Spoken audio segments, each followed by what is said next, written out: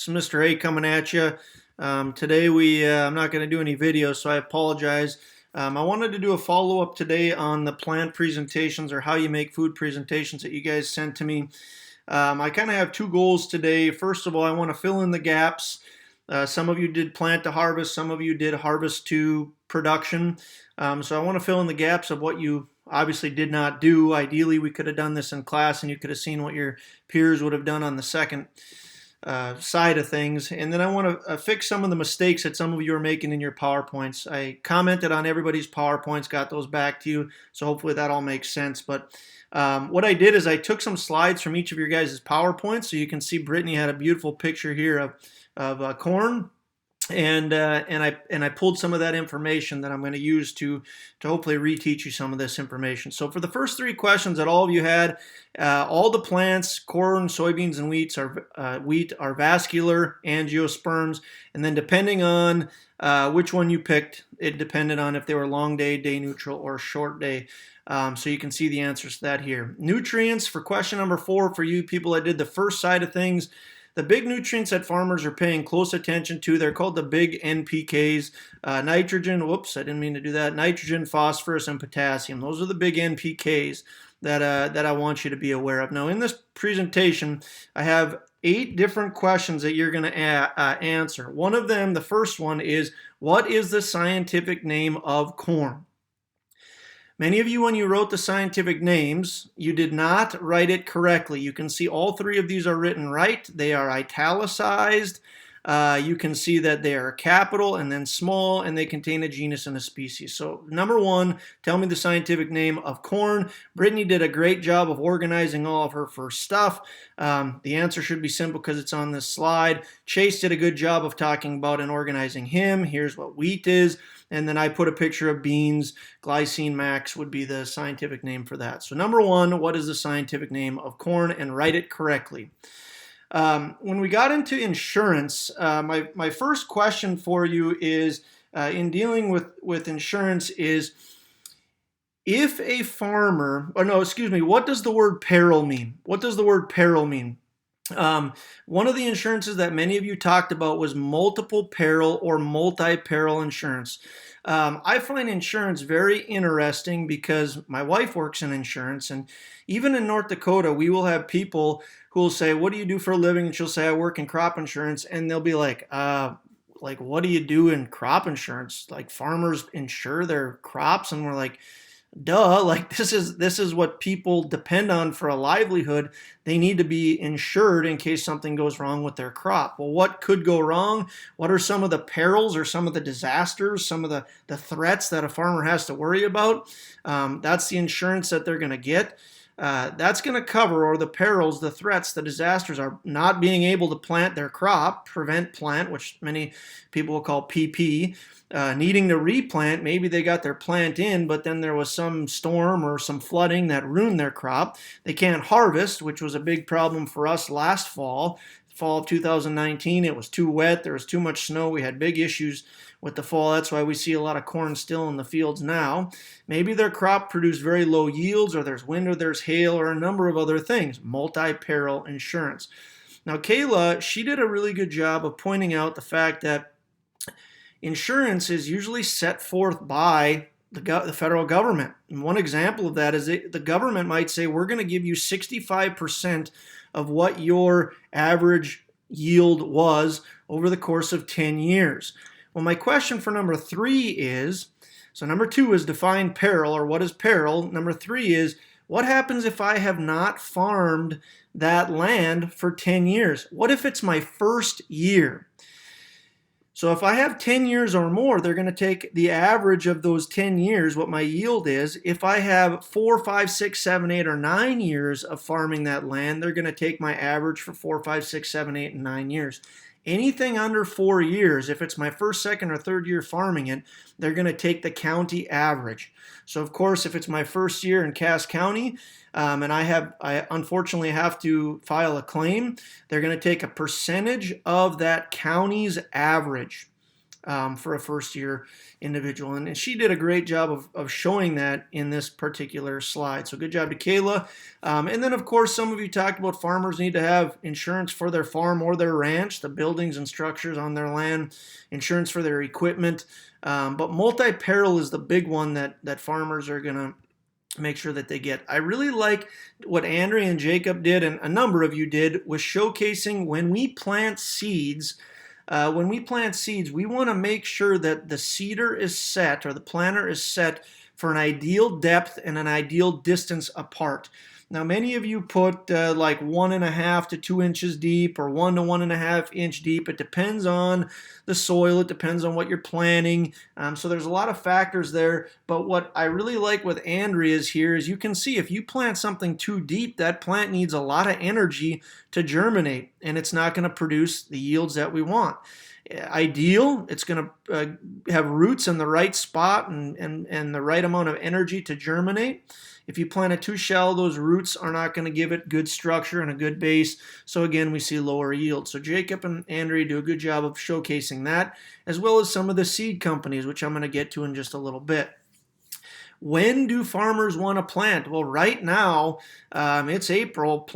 Farmers are anxious to get going and get out in the field. So April is great. They like to be done by May. But certainly in our area, it's not uncharacteristic for us to get into June. June 15th or June 25th are two dates that many farmers will talk about wanting to make sure they get their crops in by. Kylie's got some good local people involved in her pictures here. And then Abby Dukeshire did a good job of showcasing much of that same stuff here. Planting in June is considered late. If they have to do it, they'll do it. But obviously they're shooting for that May region to get their seeds in. Just for fun, you can pause it. This is bonus. Name the seed companies. A through E. You can put number 8, put the bonus. That's pretty self-explanatory. So I'm going to leave that at that. Pause it there if you want, and you can do that. Now with a planter, there's a lot of you that did a great job with the planters. Jacob, Kayla, Cara, Carissa. I highlighted some of the facts. I mostly wanted you to understand there's a lot more to a planter or a seeder than what many people oftentimes think. There's a trash wheel that gets rid of the debris out front. There's a disc opener. The seed will fall into the bottom of that box, or in some cases, there's a hose that's pressurized with a fan that's going to push those seeds down. There's a gauge wheel that rotates and drops one seed at the right depth, at the right distance apart. It falls to the ground. There's a sensor in many tractors that will let that farmer know that the seed has dropped in, that it's doing its job the right way. It will alert you or flag you if there's any issues. And then behind all of that, there's a closing wheel that puts the dirt on top of it, or some people talked about a packing wheel. A lot of it depends on, again, what you're planting. But you can set that planter to different depths, different distances. Your rows can be all set and squared away. But these four do a great job of explaining what a planter is all about. And you can see what those pieces of equipment look like. Hopefully, we'll be seeing a lot of these out and about here in the near future, because farmers, like I said, are getting anxious to get going on their planting. For question number 4, this was a question where some of you ran into some problems, but when an agronomist or someone who's selling seeds sells you that seed, what's the percent of germination they're going to tell you for that particular seed? Most companies, so question number 4 is, what is the percent that is typical around our area? The answer is around 90%. So that's pretty simple. I gave you the answer, just making sure you're paying attention. Some of you went with 85-ish%. That's fine. 99. Really, no company is going to guarantee around here that I'm aware of anyway, 100% of the seed that they're selling you will germinate. Maybe 92%, 90%, 85%. Those are all good examples of percentages, what they call germination percentage from an agronomist. Then farmers need to be very careful with what they spray. Many of you talked about glyphosates, herbicides, pesticides, insecticides, but of course fertilizer is another big thing that farmers are going to use in our area. Especially for corn, we want to make sure that it's getting the right amount of nitrogen, because corn is kind of a nitrogen hog, so the more nitrogen it can get, the happier it is to a certain level. So nitrogen in those fertilizers is a very important spray as well. Some of you forgot to talk about those fertilizers in that. Yields. Now, I'm kind of moving into the next section here. When farmers harvest their crop, they're looking for different yields. Now, these yields are, maybe they're not exact, but gives you an idea that a farmer who's planting soybeans is looking for maybe that 51-ish bushels per acre. This is what soybeans look like, and this is what they look like after they're harvested. If you're doing, and Max, Wes, and Carter all did a good job of pointing that stuff out. Wheat is going to be around 63 bushels an acre, and corn 140, and my wife just told me probably around 150 now bushels per acre is some good examples of target yields. Now, you can certainly go higher than this, and that's great. The higher the yield, ultimately the more money that farmer is going to make. Combines. My point with the combine and the planter is that there's a lot more to it than what many times people think.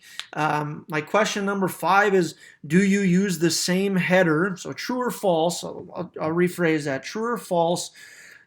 Farmers use the same header for every crop. That's my question. So true or false? Farmers use the same header for every crop. Now, if you look at these combines here, I like Grace's picture here. This is an older combine it's called an open cabin combine. Here you can see a newer combine and then some good cartoons of these combines. Well, first of all, the header is not the same. So if you're using corn or if you're harvesting corn, you're going to have a different header on that than if you're harvesting soybeans or wheat. Sometimes farmers will cut their wheat and then harvest that as it's cut down or as it's standing in the crop. So there's all kinds of factors that can change within a harvest. But ultimately, I like the idea that you can see these cartoons where you're going to collect your plant. It's going to go over a wheel and through some augers. There's going to be something that beats that plant so that the grain ultimately falls down into a bucket. All the stalk and garbage is shot out the back, which many times you'll see in a combine if you're driving on the road and you see them harvesting.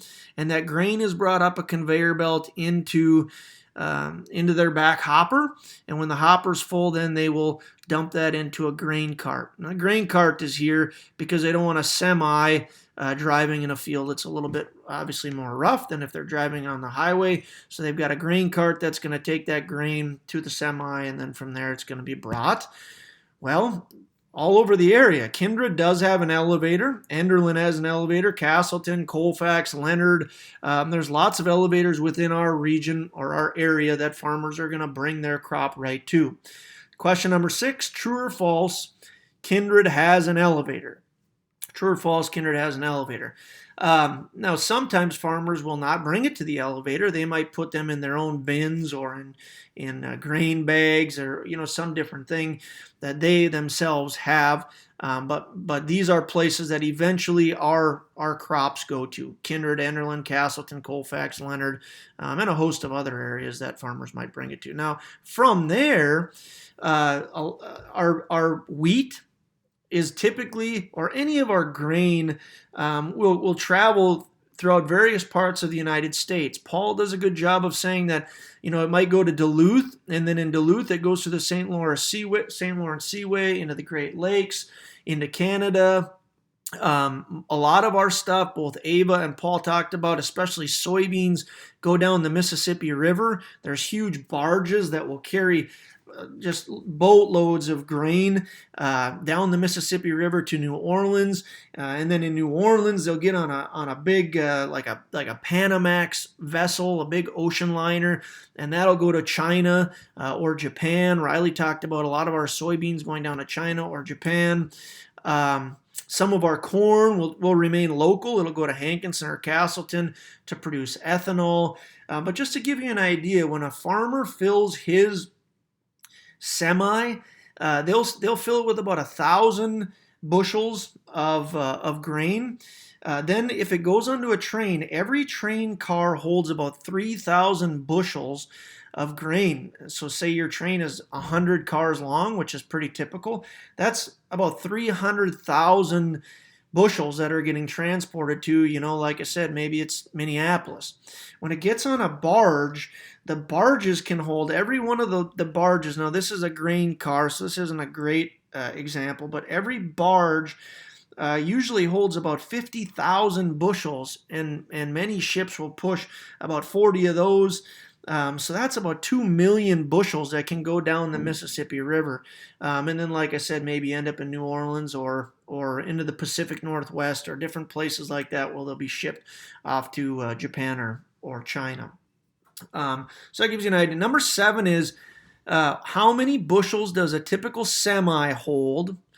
And I think I just gave you that answer, but if not, you can easily Google that. And then, like I said, it builds and builds and builds to one of those Pan Am or Panamax ocean vessels, which is about 2.2 million bushels is what that'll hold. So we'll continue along here. Market prices. These are all, this I just took today. These are all a rough estimate of what the prices are right now. So if I sell wheat in Kindred does have an elevator, I'm going to get about $4.59 per bushel. Soybeans is here, corn is here. Carter, Kylie, and Paul all gave good ranges of what that grain could be sold at. So that's a good kind of rough estimate of what today would bring, and also what some of you are saying. So it gives you an idea of what the amount per bushel was. Some of you came up with amounts in the hundreds, and I think that there's some confusing sites that give you that number, but this is about what the market price is. So with that, I have my next question that deals with, hopefully this will be kind of fun for you, some math. The average North Dakota farmer grows about 1,400 acres of crops. This is a true number. If you use the markets on the previous slide for Kindred, and the target yields I took from slide 9, which is right here, I want you to tell me how much money would a farmer make if they sold only, or if they grew only soybeans. So they grew 1,400 acres of soybeans. Take that 1,400 times their target yield. Say they get that 51 bushels per acre at 1,400 acres, and then the market price for today, when I made this, the market price for soybeans was $7.26. As you can see right here, you should come up with an amount of money. That's what I want. How much money will a farmer make if they do that with their soybeans? I'll give you a hint. That number is over $500,000 for soybeans. Wheat and corn are both a little bit less than that. But that's what I want you to do for number 8, A, B, and C, is tell me the amount of money that they would get for those 3 figures. Now, over $500,000 seems like a lot of money, but one thing I want to make sure that you understand is they also have a tremendous amount of input. They got to pay for their seed. They got to pay for their sprays. They got to pay for their helpers. They got to pay for their equipment. They got to pay for their insurance. So it might seem like a lot, but there's a lot of input that goes in. And another thing to note is, again, our markets right now are down in large part because of the coronavirus. So that's something to be aware of. My last question is number 9, what is the predicted world population for 2050? Well, right now, the population of the United States is 7.5 billion people. Why am I getting at this? Because farmers supply us with food. So right now, we have 7.5 billion people that farmers ultimately feed across the world. In 2050, the projected population is 9.5 billion people.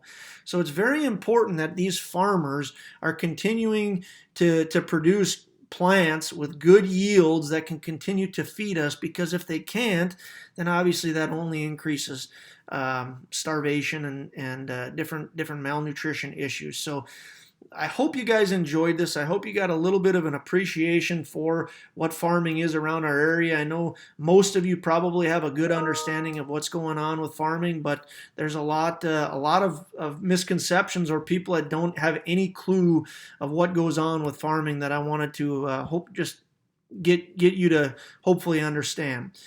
Email me these assignments. Like I said, I hope you guys enjoyed, and I'm signing off. Have a good day.